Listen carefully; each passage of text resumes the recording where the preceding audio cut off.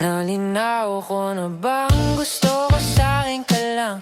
Pagkat di ako sa'yo, wala ka nang pakialam kung bakit naging ganito. Sa maraming dahilan na aking sinantabi, ako'y nag-iingat lang.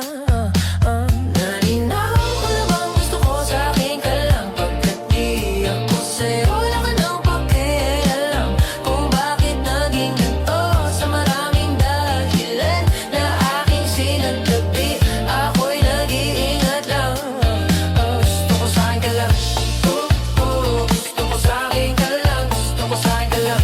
Gusto ko sa'kin ka lang. Gusto ko sa'kin ka lang. Gusto ko sa'kin ka lang. Gusto ko sa'kin ka lang. Gusto ko sa'kin ka lang.